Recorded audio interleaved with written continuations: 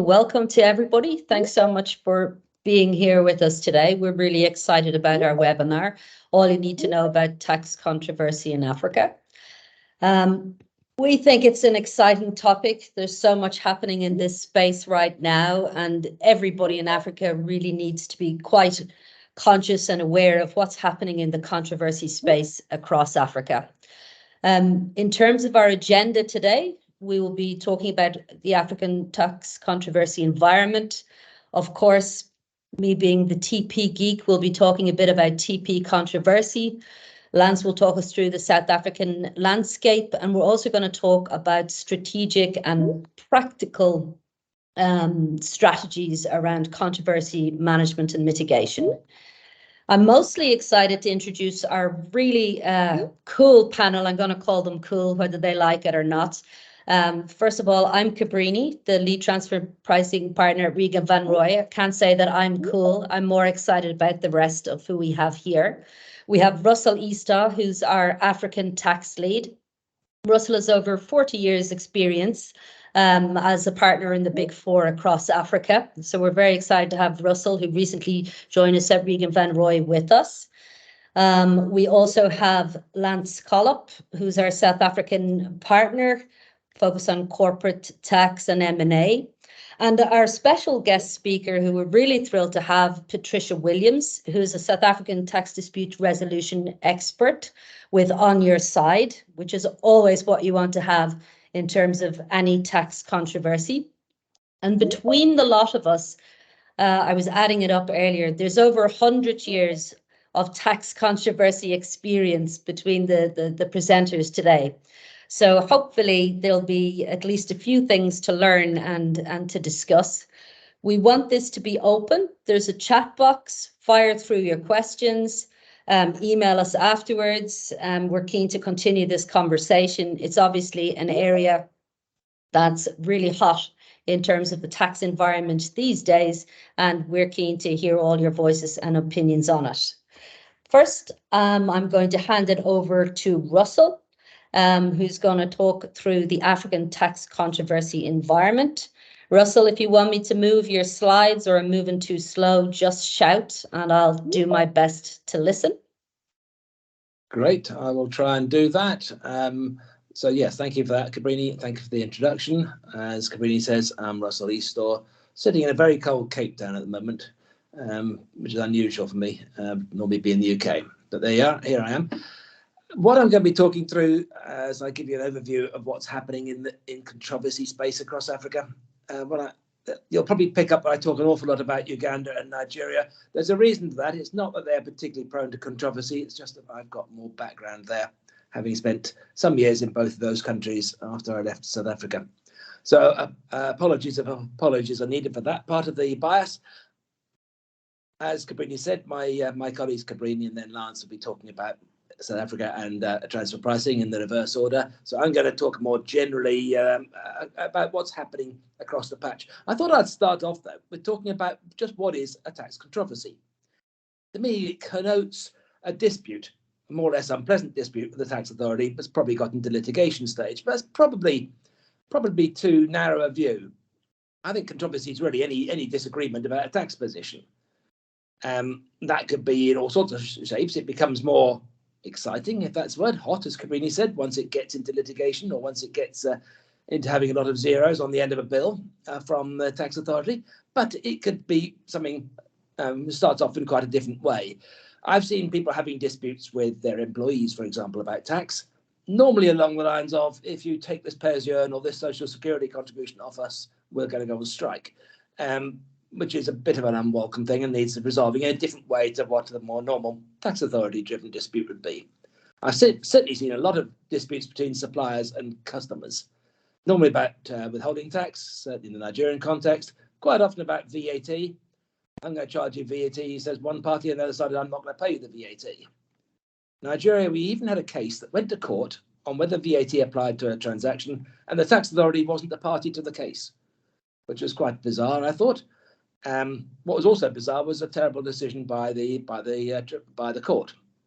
Clearly wasn't the tax specialist judge who heard it, and maybe not so bizarre, Russell. Eh? That's maybe not so bizarre. Lots of us are used to that. Now, the bit about not being a specialist, yes, but the interesting Bad decisions. the judge obviously made it up as he went, and thankfully the matter's been partly clarified by some changes in law since, to the tax authority's annoyance. But it was a very strange thing.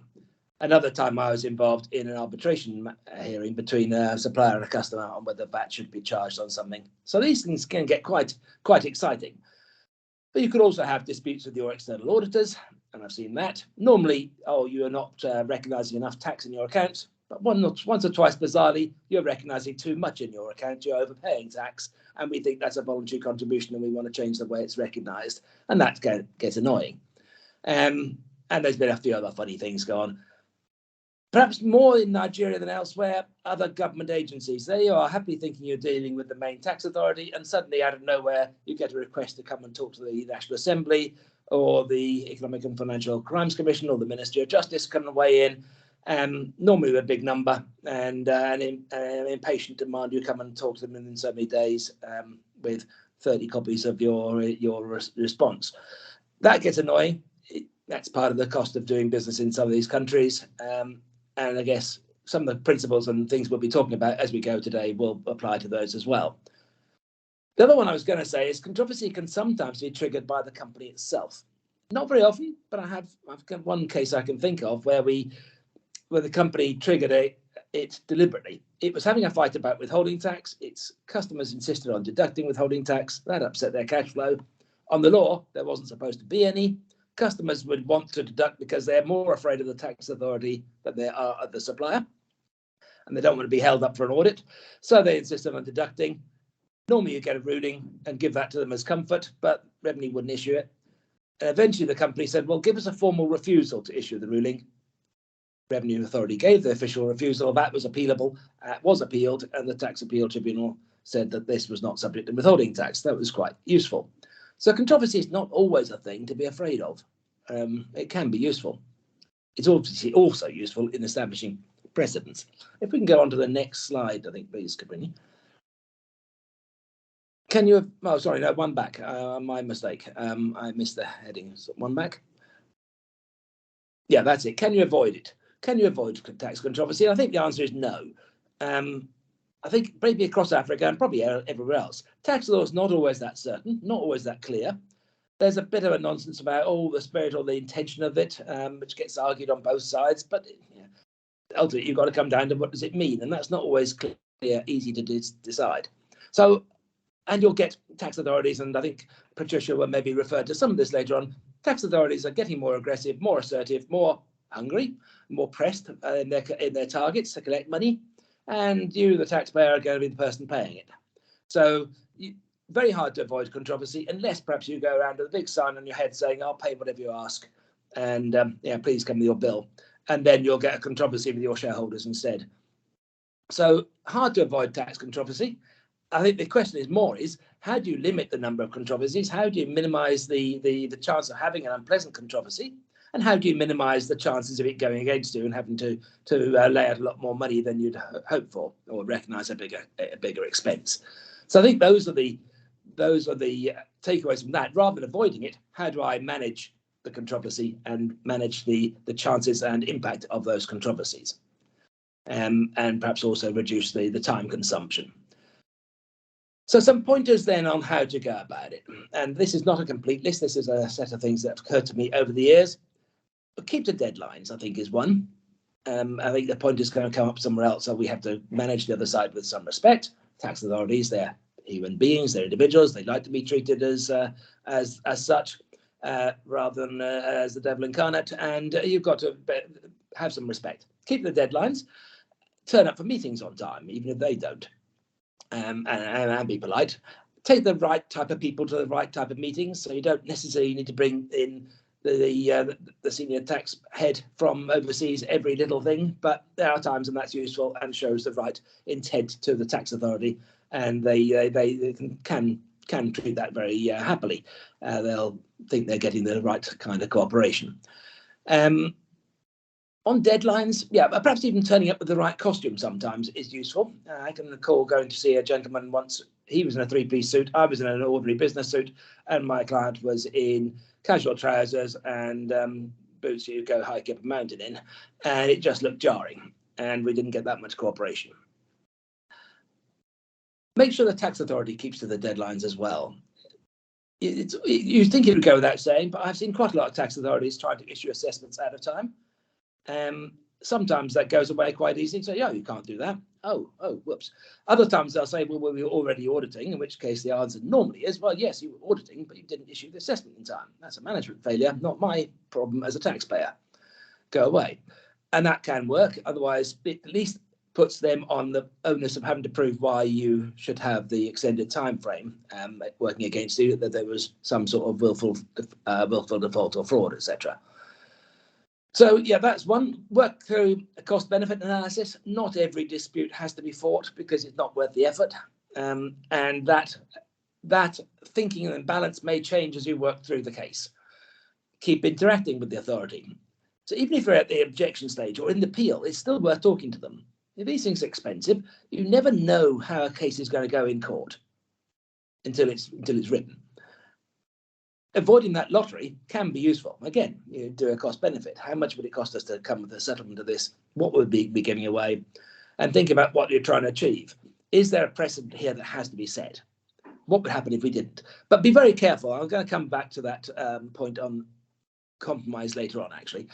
So check the strength of your case.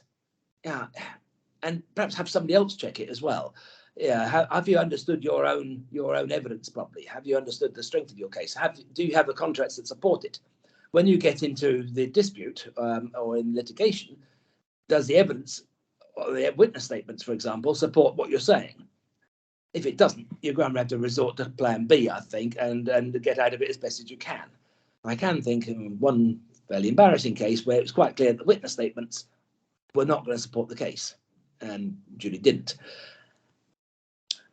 See if a compromise is possible. See if a compromise is useful. Now, sometimes it is. If you think you're going to write to the tax authority there and say, look, we'll settle this on this basis without setting a precedent for the future, and then expect the tax authority to adhere to that, that's probably wishful thinking. They'll say, well, you did it that year. What's changed the following year? We should just keep applying it. So be wary if somebody says, oh, we'll just settle this here pragmatically, and going forward, we'll go back to what we were doing before. You're going to struggle. But if you've got some other angle to it, that may well work. And it may be you could try, if you've got several issues up, can I give way on some, do differently with others, and then at least tie down the areas of dispute. So I think that's part of it. Get good advice and representation. If you're going to go to an appeal tribunal or a court, you probably want a lawyer who's done this before, who's got a good track record. I remember somebody pressing me to use a particular lawyer on a case in another country, and he said, no, tremendous case record. He argued all those cases. Yes, he's argued all these cases. He's lost every one of them. That's probably not the one you want. You want a lawyer who's got a history of giving good advice and even telling you when to give up and when not to take a case, and who can look through your evidence and look through your case properly, and also look out for where there's any hidden law. Maybe that's, again, perhaps more of a Nigerian thing, where they hide bits of tax law in different bits of the statute book. But make sure you've really thought that through. You're not going to get something coming out of left field. So I think that's part of it. Try not to be intimidated. What do I mean? I've had a few cases where tax authorities say, if you take this on objection or appeal, we're going to do that to you. Well, let them. Maybe they're going to do it anyway. I did have one case where we were arguing a very arcane technical point that had never been argued before, as far as I can see. In fact, the tax authority said the law didn't exist until we showed it to them. And then they said, well, if you argue that, we think that's tax evasion. We're going to deal with you. So we did argue it, and they didn't deal with us because it wasn't doable. It wasn't tax evasion. It was actually reading and honestly trying to apply the law. Think about, is it possible to get others to share costs as a test case? Not always possible, but you could at least think about it. And there's maybe trade associations or industry groups that may be prepared to come along. Again, if there's a significant point of principle to be dealt with here. And then what could go wrong? As I said, any case is a lottery. Some cases you'll think, well, the worst that can happen to me is I'll lose the case, I'll pay the tax. Yes, you'll pay the tax. You'll also pay interest and penalties, quite likely in many of these countries. Is there a way of stopping that?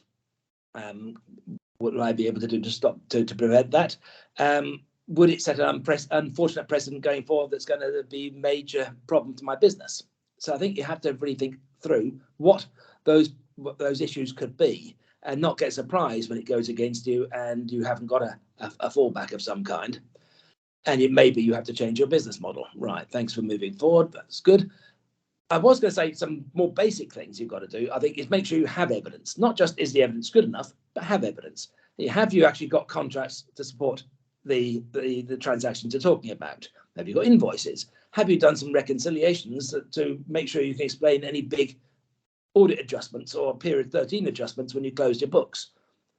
That because the tax authorities love to look at that. I mean, tax authorities across the continent seem to me to look at an awful lot of detail in the audits, not always looking at a broad picture of where you might be doing tax planning, but what's this number here and where's the support for it? I've been known to say in the past, I think a lot of the audits are sort of on the corner shop basis, looking at a small owner managed business and assuming you've got undisclosed profits or inadequate records to support your costs. And surprisingly often, they demonstrate that the company did have inadequate records, unfortunately. So try and make sure you don't fall into that one, and make sure you've got a good understanding of what was going on and support for it. What are we seeing across the continent? African tax authorities are maturing. I don't think it was ever the case that they were ignorant or incompetent. There's pockets of that in every tax authority, but it's not to be assumed. But I think that's changing, and I think, again, Patricia will talk more about the cooperation that's going on between countries. I've mentioned a couple of things up there. Tax inspectors are at borders, NATAF, as information sharing generally. Tax Justice Network is an NGO that likes publishing unpleasant reports about companies' tax planning, and tax authorities read that stuff. And sometimes it comes up with assessments, but they get whistleblowers and all sorts of things that cause problems. So I don't think you can go into things thinking that the tax authorities are naive or stupid, etc. Laws change, and cases elsewhere can influence the tax authorities. So you've got to keep up with that and make sure you're preempting challenges that could come. An unfortunate trend we're seeing across the continent is laws being changed that appealing against assessment is no longer free. The tax authorities think you should be made to pay for this privilege by depositing all or part of the tax in dispute with them, or sometimes you may be able to find a way of giving security instead. I think if that's asked for, you've got to find a way of doing it, looking for the alternatives. What could be done rather than putting cash into the tax authority's bank account? Could you put it in escrow somewhere, or could you give a guarantee of some kind? So at least you haven't tied up the cash. And there's a lot of times the tax authority is a bit of a one-way valve. Money comes in, doesn't come out very easily. And what can you do to deal with that? But if an issue is big enough, just saying, "Oh, we can't afford to put the deposit down, so hence we can't object," is not really going to be good enough. Because if you don't adhere to that timeline of that time limit of objecting on time, you've got no right to continue the debate. Even if you're sitting there talking to the tax authority, they could just turn around and say, "Well, it's final and conclusive, we're going to collect." I think the final thing is courts and tax tribunals maybe seem to be more pro-tax authority, and that's a growing trend, but taxpayers do still win cases.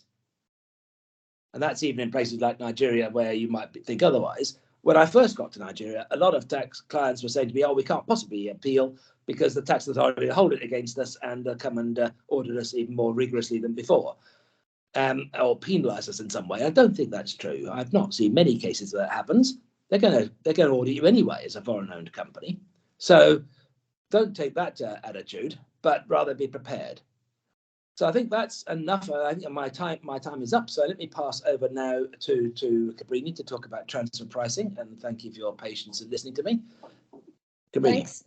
Thanks, Russell. Very insightful. And I think everything that you say there is very important. I mean, just in terms of no matter what the tax issue is, whether it's transfer pricing or controversy, we need to be thinking about what's our strategy behind this? What's the cost versus benefit? What are we really dealing with here? Is it a minor issue that will go away, or is this something that's going to come back and haunt us?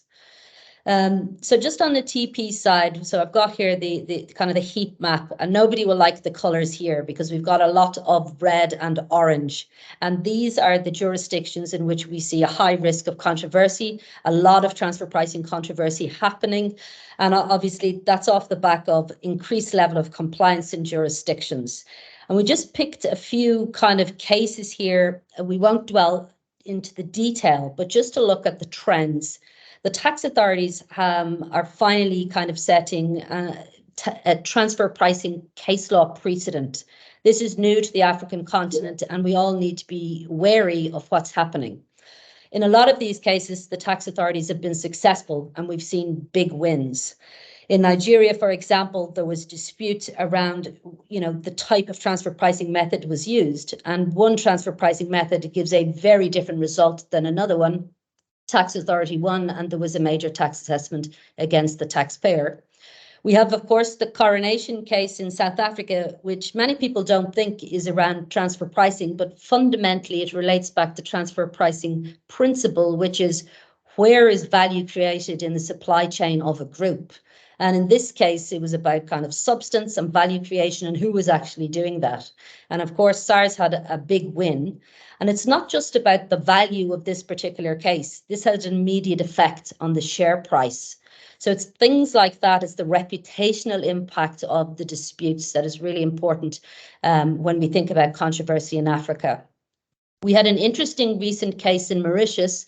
This used to be green last time we looked at this map because there's no documentation legislation in Mauritius. But this recent case in Mauritius not only said that they're going to rigorously apply transfer pricing rules, but they're actually going to apply it domestically. So the reach of transfer pricing and the case law around it is going farther and farther. And generally the trend is it's in favor of the taxpayer. But we also have tax authorities, but we also have taxpayer wins. We have big cases in Zambia and Kenya around management services, and the evidence required to prove it. I think the Kenyan case shows us if you have the right evidence, you can actually win in these cases. And the Nestle case shows us if you don't have the right evidence and you're making a load of losses, you're not going to do well. So there's been a lot of recent activity in the dispute space on transfer pricing.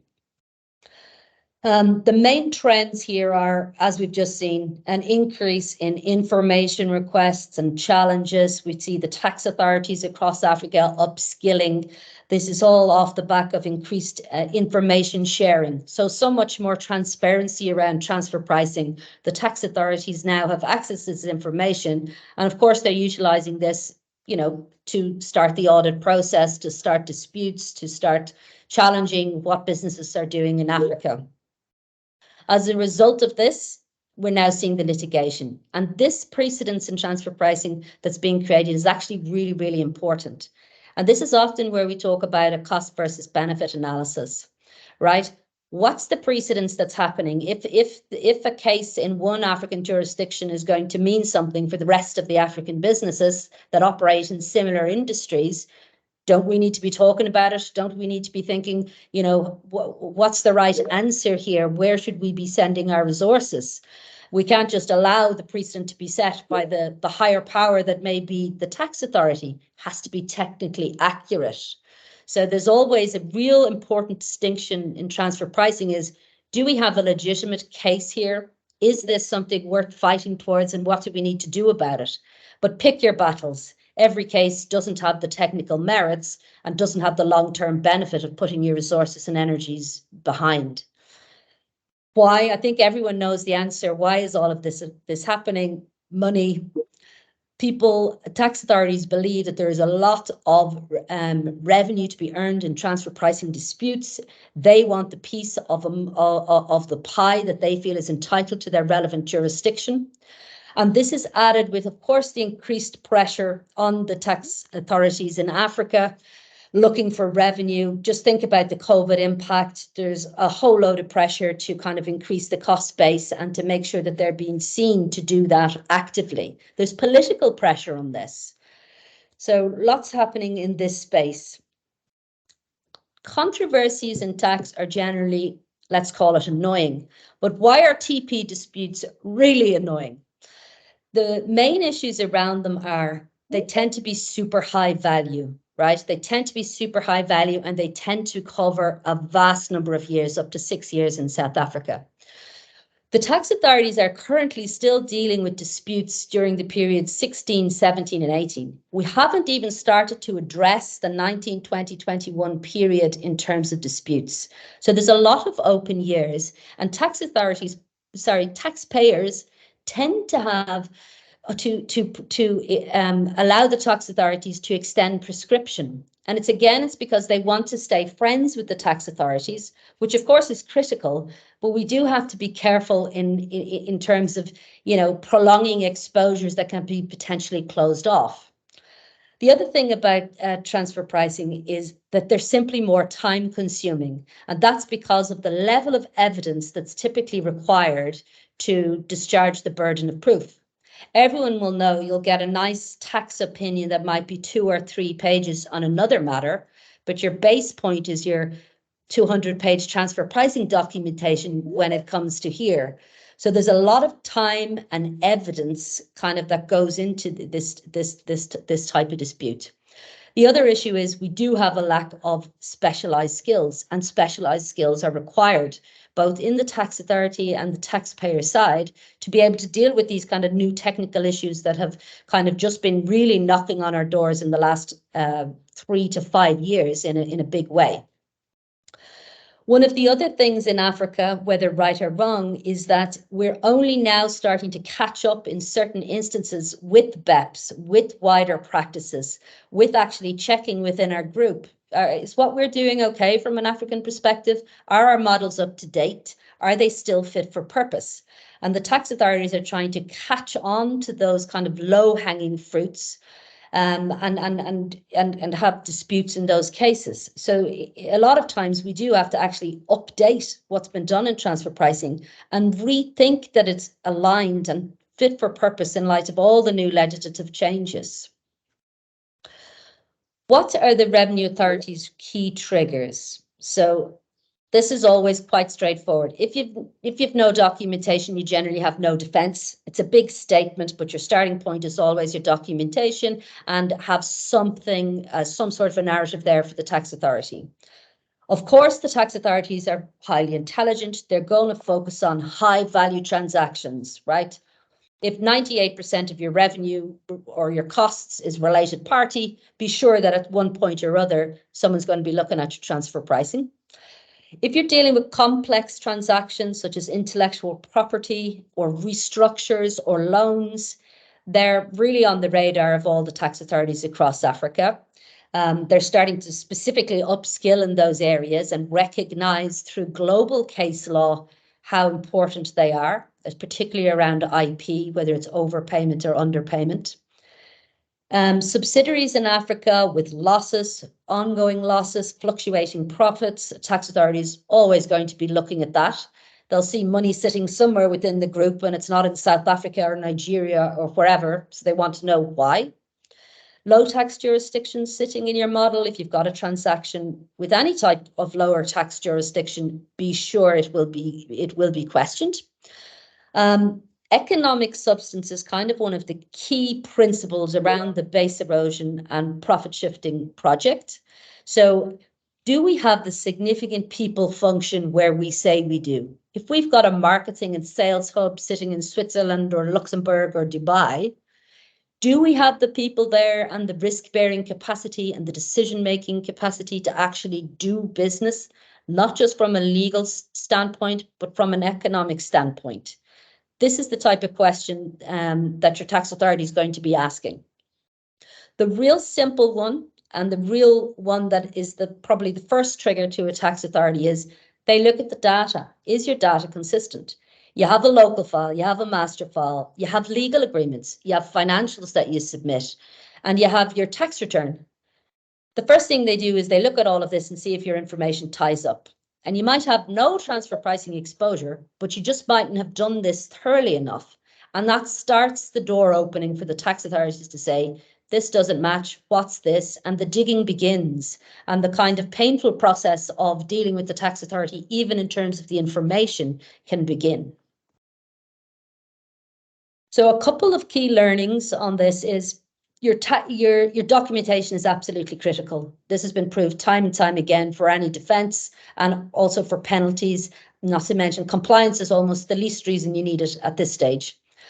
Make sure that your model is fit for purpose. If you're using the same model for the last 5-6 years and it's never been challenged, happy days, but you need to sense check it because the environment, the landscape has simply moved on.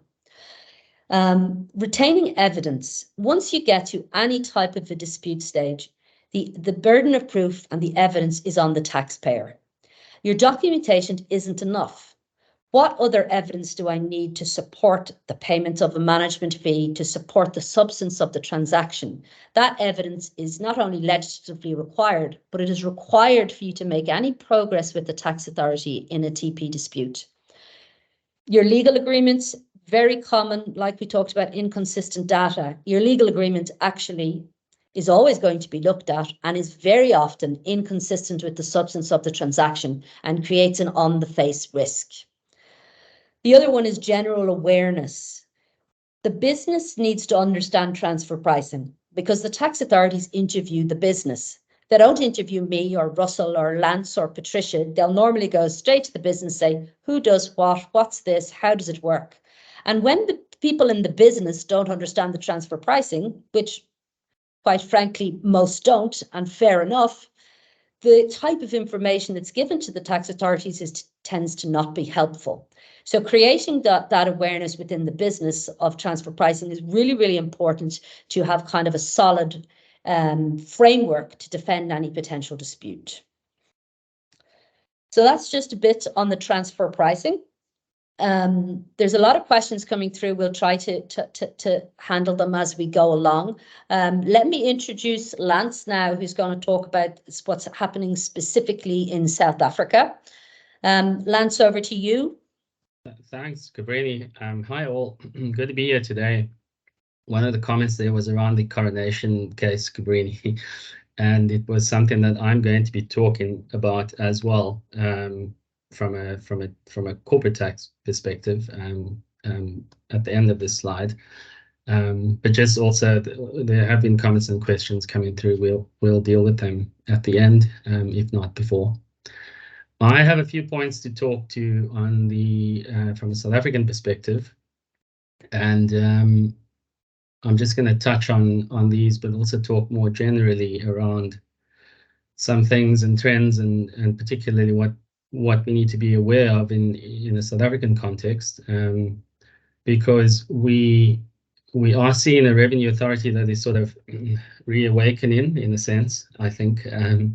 You know, as a dragon sort of just starts to open its one eye, and one has to be a little bit careful, I think, you know, because there is a lot of pressure on the tax authorities, as we've heard all along, as a general theme, and then that I think is a worldwide theme, right?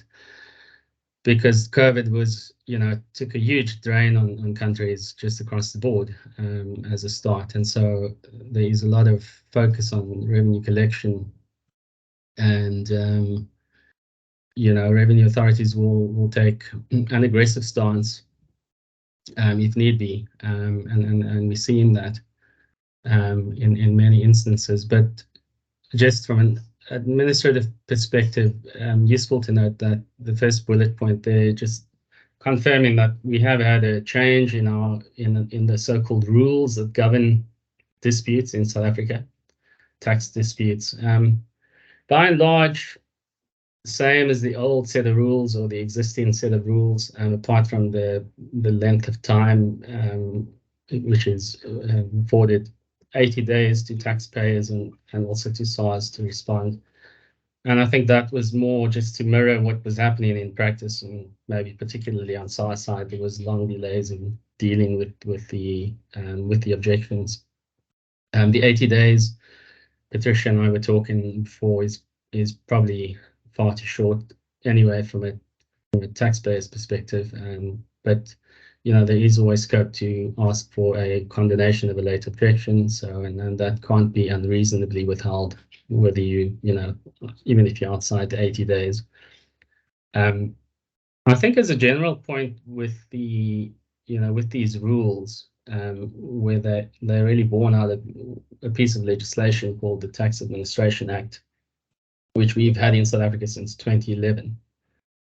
And I think one has to appreciate that it's a fairly new body of law, and there is still a lot of sort of case law developing around how we interpret words and phrases and things in that body of law, and there is still a lot of case law to come, because we know that SARS doesn't keep within the spirit of the letter of that law in cases, and and until someone challenges them in court, that won't easily stop.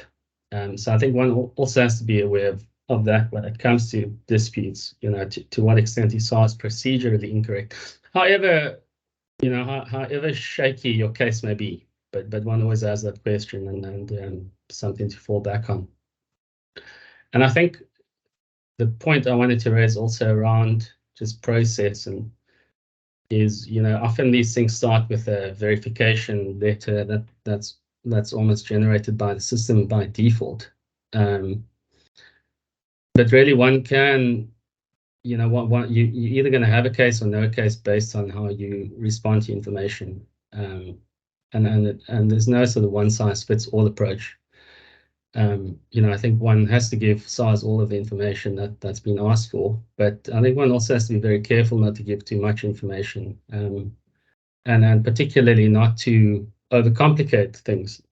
Even though there's nothing to hide. I think overcomplicating things is also potentially doing damage to yourself. So, a lot of thought and deliberation could go into those initial verification requests, and maybe, you could save yourself a whole lot of pain down the road. But obviously easier said than done, and each case will be very fact specific. I've touched on, SARS, as with all revenue authorities globally, being focusing on revenue collection, and we have seen a fair amount of aggressive schemes in the South African context that SARS has picked up on, and so I think the message is, this is not the time to be too aggressive. I think one has to leave something on the table. I think that's my view for the revenue authority, and not not take an overly, let's say, greedy approach, because we are seeing a lot of it, and particularly with a lot of capital leaving the country, with a lot of people leaving the country, there's this desire to just leave and not pay a cent in tax. And I think one has to be a little bit careful. Procedurally, these verifications also that I mentioned earlier are leading to delays in refunds, VAT refunds in particular. And we know that that's difficult for, the sort of small business taxpayer to contend with, because you don't necessarily want to spend a lot of money to get advisors in to deal with SARS. But then if you don't have that expertise necessarily on hand, then you may find that getting your 40 or 50K refund back is going to be a huge problem. And we have this constant problem, I think, with small businesses and their dealings with SARS. We're also seeing a enhanced collaboration between SARS, SARB, and the NPA in particular, and a lot of this is linked to the state capture, happenings, etc. Won't go into too much detail there, but I do believe that there are quite a few disputes unfolding, that aren't necessarily at the courts yet, where state capture perpetrators, let's say, have been are being brought to book for tax evasion of some form. Before I talk about the SCA judgments, I just wanted to note that in this body of law, which I alluded to, called the Tax Administration Act, we have this alternative dispute resolution process, and unfortunately, to my mind, it's still ineffective in giving pronouncements that are fair. That's just my experience. And one can try and settle, and if you go into ADR, alternative dispute resolution, that is generally what you are asking for. But one doesn't easily, if ever, come out of that process with all of your, with SARS losing everything. And that remains a problem. The SCA judgments, which is my last bullet point there, I think as a general point, again, and maybe this is talking to in favor of settling, is we have this really worrying trend of cases going to our Supreme Court of Appeal in particular, and SARS, barring one or two exceptions, over a 10-year period, if not longer now, SARS winning those cases. There have been cases where, with respect, one really feels that the Supreme Court bent over backwards to find in favor of SARS. And we now sit in this position where you really have to be wary of going to court and saying we're going to go all the way to the Supreme Court, because I don't think it's intentional in the sense that the judges are let's say bought by SARS, or I think it's just a feature of the type of judge that we have at that level. And I think one has to be really very cognizant of that fact. And if we just close out this section with the coronation case, for example, I think it's a classic case of if you read the letter of the law, you'll say, well, clearly there's a problem, but actually one has to take a step back and say, is this a problem that should really concern the fiscus? Because is this really a problem? This is actually quite a normal feature of asset/fund management groups.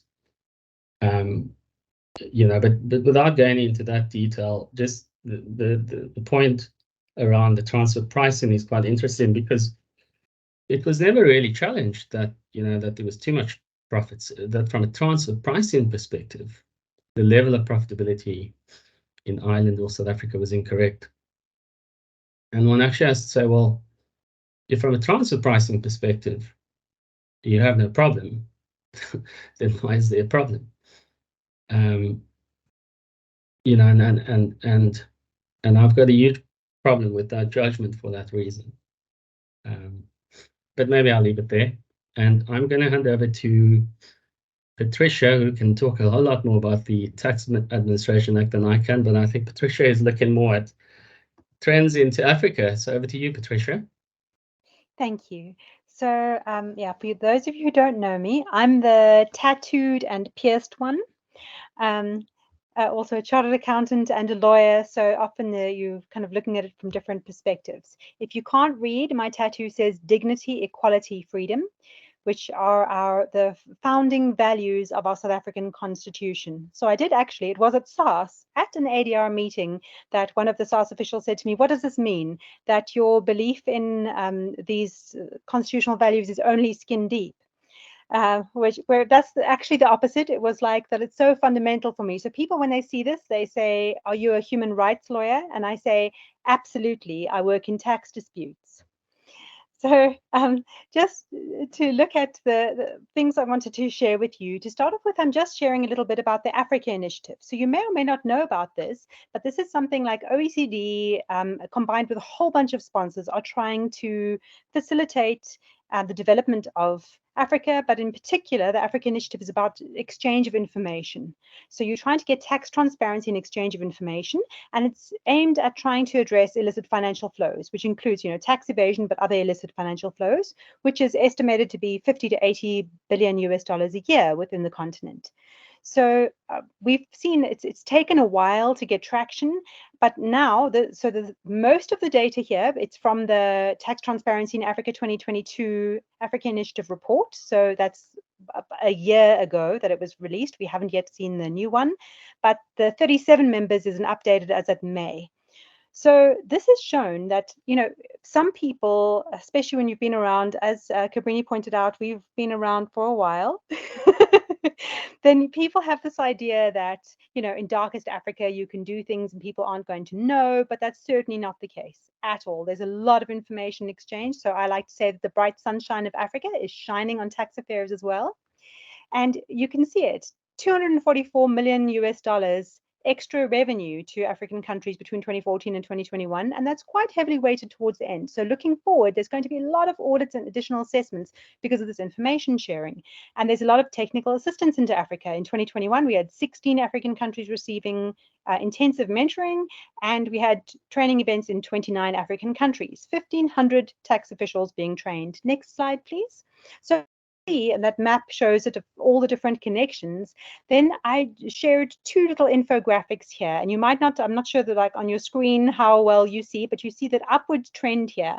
The first on the left is showing the connections between different countries, the information connections, exchange of information connections, and you're seeing a drastic increase. Look at the 24 tiny little graph and look at the 2021 huge green line there. So that's quite a big thing where you see the relationships that include the Mutual Administrative Assistance Convention. And then on the right-hand side, it's showing the request for information sent and received. So the top one, you see a little bit of dip, seems maybe for COVID, of the request for information. The yellow one is sent to African countries. But the problem is, even though these information requests were being sent, a lot of countries were very frustrated about the responses they were getting, that there wasn't enough, they needed a lot more. So now with the training and mentoring, there's a lot more ability for the African countries to actually respond meaningfully to these. So even though they've always received a lot of information requests, there hasn't been the same capacity to actually share that level of detail, and now there is. And then the green line, you see this huge increase in trend in requests for information that African countries are sending out. They want to know the detail behind, not just what's in your, local master file, etc. They want to get to the detail of it. They want the other revenue authority to access detailed info for them, documents, etc. for them. So you can see this huge trend, and we can just expect it to go up and up and up because there's a lot more countries coming online. So that's what I want to share with you on that. Next slide, please. And then I just want to talk about this whole concept of aggression, which can be actual or perceived aggression with tax authorities, and some strategic aspects around it. And some of these Russell's already spoken about, or Lance, so a little bit of duplication maybe, but now you'll understand that I'm looking at it specifically about aggression. So, we've already spoken about that there's an immense pressure to maximize revenue collection because we've got limited resources and these severe socioeconomic challenges in Africa. So that'll be the background of the revenue authority, who, a lot of revenue officials feel like they have a real calling. I mean, if you hear our commissioner, etc., there's a real calling to try and, make money for the country for the good of everyone. So this is often what's in people's minds when they try, and they've got this perception maybe of people being cheats, which we'll deal with in a minute. And so they're like, they're the good guys, you're maybe the bad guys in their mind, and they trying to do the right thing. But then there are also capacity challenges. So you have insufficient staff for the amount of work, that needs to be done. And just think about it. When you have a dispute with SARS or any other tax authority, when you're dealing with people, the people who are the most educated and the people who are, high paid, very experienced, what does it look like on the two sides of the table? And you'll often see that the skilled and highly paid staff are more frequently on the taxpayer side than on the revenue authority side. And that can cause a lot of, frustration, and that which leads us to the next point. But then there's also other things. Revenue authorities feel like taxpayers are engaging in delay tactics, they're being evasive, and they also see some tax avoidance as attempts to exploit loopholes. So there can be a lot of aggression, and the problem is when you're in business, you're seeing yourself and how you're, generally compliant, trying to do the right thing. Maybe you're dealing with ambiguous laws, but really, I was at 𝗧𝘅. You wouldn't think it's a romantic place, but that's actually where I met my husband many, many years ago. But when I was there, you would be shocked at the kinds of things we said. We literally, these like things about getting something carbon dated because someone gives you a document from 20 years ago and the ink is wet. I literally was involved in sending things to be carbon dated because of the like blatant fraud that was perpetrated, and not by everyone, just by certain people. So a lot of 𝗧𝘅 officials, the reasons why they're so suspicious is because there are people doing terrible things, and they're seeing a lot of this. It's like asking me as a tax dispute person about how do things go smoothly, and I can just say, like, I'm sure sometimes things go smoothly, but that's not what I'm seeing because I deal in disputes. And that 𝗧𝘅 does see a lot of really, really dodgy things, and so then they take things that you're doing, and when you take so I literally had 𝗧𝘅 being upset, or their opposing counsel being upset in a matter about us taking our full, at that stage it was still the 30 business days for the objection, and they were like, why did you take the whole period? You obviously were postponing and trying to hand in the last minutes to engage in delay tactics. And like, that's not actually the case. In many instances, the reason you've been given this whole time is to do a proper objection. That's what you're trying to do, but it can be perceived that way. So then you have a thing of like, well, if that's how it's going to be perceived, do I need to maybe submit it a few days earlier, just so they don't get this kind of thought? So these are the things that cause frustration for 𝗧𝘅. And then the last point is just to say that sometimes it's not actually aggression. It's just that maybe in the past, some revenue authorities were a little bit like walkovers. I mean, I was so frustrated when I joined 𝗧𝘅 because there was a 𝗧𝘅 official who was known for giving out rulings that were extremely favorable and arguably not correct in law. Regularly.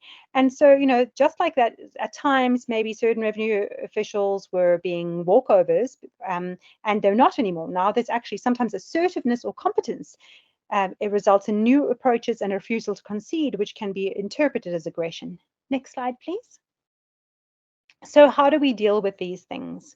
So there are a variety of things. The first is be aware of the possibility of less appropriate investigation techniques and push back as politely as possible at the earliest opportunity. If you know the saying, I hate sport, I only really care about tax.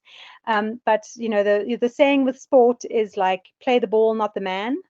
Use that. Like, we don't have to be aggressive to the person to be like, hey, let's actually deal with the issues here. To be like, no, you really can't. So especially in Africa, there's a lot of like forensic investigation, which is done with very questionable methods. And they're like, well, other mines produce this amount, so you should too. Or, lots of things that are very difficult. So there's that kind of thing. But apart from that, you can also just be like, hang on, if they're asking for everything, you're like, wait a minute. International auditing standards require the use of selection methodology. You take a sample, maybe using statistical methods. So why aren't you doing that? Why are you asking for thousands and thousands of documents? It creates an incredible problem.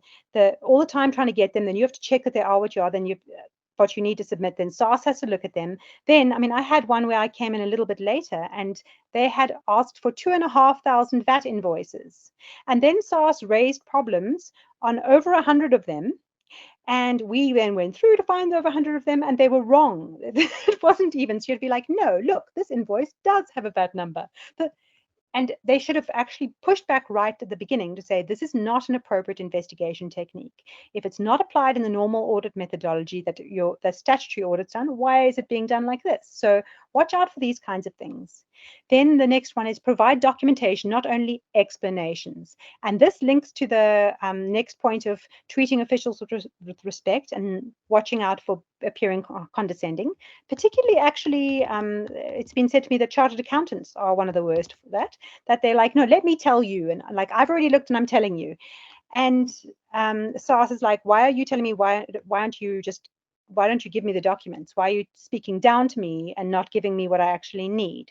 So if you think about it from a legal perspective, you've got a best evidence rule, which says you must give the best evidence. So the best evidence is not someone's coming onto the stand and saying, this is how it is. If there's a document, the document must be produced in court, right? You only go to secondary evidence of like affidavits or people testifying to things if there is no document. So you can think about it from a legal perspective or an accounting perspective, but give the documents. I said about responding within time frames that Russell said, but ideally sooner maybe. Watch out for administrative justice laws. I use administrative justice all the time. That's why I said I'm a human rights lawyer, because that's what we're answering in most of our cases. There are administrative justice aspects. And then be very careful about concessions to preserve the relationship. Like, what kind of a relationship is it? If you get kicked repeatedly and you keep going back, it's just an abusive relationship. It's not worth preserving. And are you going to create a pattern of increasing concessions without legal basis? So, maybe look at the, the principled negotiation, right? That there should be a basis for what you're doing. There should be a legal and factual basis for why you're conceding, even if it is a thing of, look, it's ambiguous. So yeah, that's it for me because we're running out of time. Thank you. Thanks, Patricia. Cabrini and Russell and Patricia, there were a few comments that came through. I'm going to start from the back and we're last in, first out. We had a question around Pillar 1 and Pillar 2. That's left field, what's isn't it? Pillar 1 and Pillar 2? My view is that it will not come in the form that it's been that we understand it. It will come in, and particularly in the South African context, I think that a lot of it is sort of a scaremongering tactics. Particularly around global minimum tax, and I think that will affect the top 1 or 2% of companies, and for the rest, there'll be a lot of scope for countries to do different things. I'll just add to that, Lance. The thing about Pillar 1 and Pillar 2, it all goes back to transfer pricing. Is everyone getting an arm's length profit? Have you done it outright? Are you paying the right amount of tax in the right jurisdiction? So whatever happens with those pillars, if you have your fundamental models set up correctly, those things will become much simpler if and when they will become effective across Africa. Yeah, correct. And yeah, I mean, just on that point, the coronation case, I really struggle to to see how, if from a transfer pricing perspective there wasn't necessarily an issue, then really there shouldn't be any other issues. Is my 2 cents worth. But I think there was a transfer pricing issue. But then they should challenge it on transfer pricing, because I mean the point is, I mean, if you look at a lot of companies will have this, asset managers will have the same problem. If the level of profitability is correct, or should you have CFC legislation that gives you a different answer? Yep. Is where I'm coming from. But I suppose, yeah, tax authorities have always got a suite of things to try to use to attack a problem.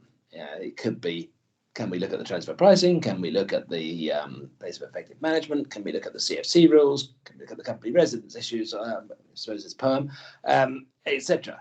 And can we just look at the sheer facts? They can choose what they do. I don't think it's so easy to go back and say you can't do it. They have. I think the more important learning point is to look, all taxpayers, to look over their affairs and think, does this really make sense? Does it pass the on the omnibus test that you're using in London parlance? That would a sensible layman see this as being a rational result? And perhaps as tax professionals, we sometimes get too wrapped up in arcane arguments and being a bit too clever. That's just my parting shot on that one, without being too involved in the minutiae of that particular case. But I think go back a bit. If it looks too good to be true, maybe it is. Yeah. Russell, just out of interest, you mentioned about having to pay up front to litigate in Nigeria. Is the cost of litigation in Nigeria, I mean, if you compare it to other maybe African countries, is it sort of standard across the board, or do you find that some countries are more costly than others? I guess they probably are, but I don't know. I think there can be a wide range of different costs depending on what council you go to, how famous the advisor you're taking is. Obviously, a lot on how complicated the case is. The big issue is probably how many levels you're going to go through. What I'm seeing in Nigeria at the moment is an awful lot of rubbish decisions coming out of the appeal tribunal. Sorry, that's perhaps a loaded comment, but yeah, not great decisions coming out of the appeal tribunal. Going to the High Court, which generally makes worse decisions than the appeal tribunal, then having to fund the appeal on up to the appeal court or the Supreme Court of Appeal. That gets expensive and time consuming. There was a case I got involved with about 2009, which I think came out through the courts this year. Oh. So, yeah, I mean, that's one of those things that lawyers make jokes about. Why do you get that case settled? That's killed our annuity. So it takes time, and that case takes cost. I don't think the lawyers are necessarily more expensive there than they are anywhere else in the continent, especially since the currency devaluations. What is annoying is this idea that's spreading across the continent. Before you can get into the court, bring your money and deposit it somewhere, and that's getting to be a contagion. That's kind of restricting the access to justice. Mm-hmm. And if you can't blanche to the tax authority to make a silly big assessment, because then you've got to pay a bigger percentage of a nonsense number. Patricia, in a South African context, we have the ability to have payment suspended. And in your experience, the SARS unduly withhold the suspension? So we don't have that in so many African countries. You have to pay a certain amount, say 30%. It was actually suggested in one of the Davis Tax Committee actually suggested in one of their reports that we do something like that. But I think that would be a problem from a constitutional perspective, because we're supposed to have access to the court. And sometimes based on the amount that you have to pay, it makes it, it removes your real access to the court. So I think there's a constitutional problem with that.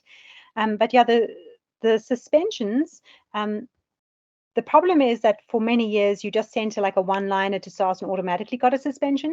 And so lots of people haven't adapted to actually looking at the criteria of Section 164 to get like exactly what you must do. It should be quite long. It should be considered. It should be looking at your finances. And sometimes I don't think that SARS just like doesn't allow them. Sometimes they might do a immediate knee-jerk reaction, not allow it. But I think more often than not, people are getting away with having a suspension where if it actually went to court, because there are actually mechanisms to do this in court, unrelated to SARS. You can do it if as part of the collection process, when you get a civil judgment and you go and execute and stuff, there's specific legal provisions dealing with some kind of payment plan in the meantime with court. And I feel that it would be virtually any circumstances, the court would require some kind of payment. They want to see that the position of the revenue service is not worsened. So they want to at least see the interest being paid every month so that it doesn't get bigger and bigger and bigger for the next 5 years. So there may be circumstances, but I think there would be very few circumstances which would justify a full suspension for many years. Maybe if you're like, well, we're going to get to court quite soon, so let's not have a fight about this, or, but mostly I think there should be some kind of payment, and that's what SARS is starting to do now with partial suspension and the rest not, etc. People really need to consider it. And sometimes the people looking at it from SARS say, well, you've got cash in the bank, so obviously you can pay this. And they don't look at the whole need for working capital. So sometimes you have to explain that to the SARS officials, depending on what level you're dealing with. But other times you're dealing with very sophisticated people and you have a sensible discussion. Cabrini, one question for you maybe is just around, transfer pricing, and you look at it sort of as a country-specific endeavor, but then it is sort of underpinned by general principles, right? The OECD principles. Are we seeing that judgments, irrespective of the country, that they uphold those principles, or are we seeing a deviation from those principles, or are we yet to see anything to? indicate? By the principles, you mean is everybody applying the technical principles correctly and in line with OECD and their OECD, local legislation? Yes. I would say it is very speckled and grey in many jurisdictions, and this is why it's really important that we do get the right judgments at this stage, that at least have technical merit, that are actually aligned with the rest of the world globally. Because we have the other side of the equation, double tax. So if we have an adjustment in Africa, what does it mean elsewhere? And when other foreign tax authorities get involved, how would such a matter be resolved? So I would say sometimes we're seeing educated decisions and well thought out decisions, but it's just rare, and it is simply because the people who it's before are not experts. So we'll see more calling upon expert witnesses, expert things, and that becoming kind of much more robust, I think, going forward. But I think the main thing is that with transfer pricing now, because the values of these cases are so big, we need to make sure that if we're going into battle on a particular matter, it's the right battle, and that we're really wearing the right armor into that. So it has to have technical merit to fight it. And then otherwise we should be changing how we do business to make sure that it's longer term sustainable. That was a long-winded answer to your question, Lance, but there you go. No, I mean, I guess what I'm getting at is that, you know, we yet to see the judgments come through, and one would hope that the judges themselves uphold the OECD guidelines, right? In a South African context, we haven't had many international tax cases, but the few we have had, they have upheld it. But that's from a South African perspective. Yeah, I guess time will tell. Indeed, time will tell.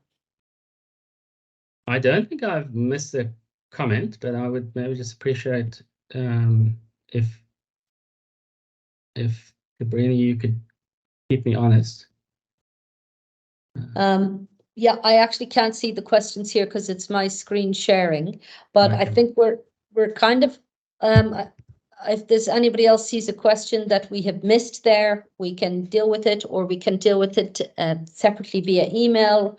But we're on time, Lance. I thought maybe we'll thank everybody for joining us, and in particular thank our guest speaker Patricia Williams. We love to have your insight and your enthusiasm, and your more than skin deep tattoos, right? Because that's always important in the tax courts.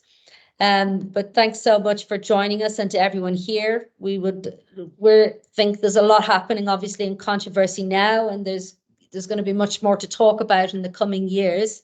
But let's hope it's kind of a positive, fruitful discussion for both the economies of Africa and the tax authorities and the taxpayers alike. Thank you. Goodbye.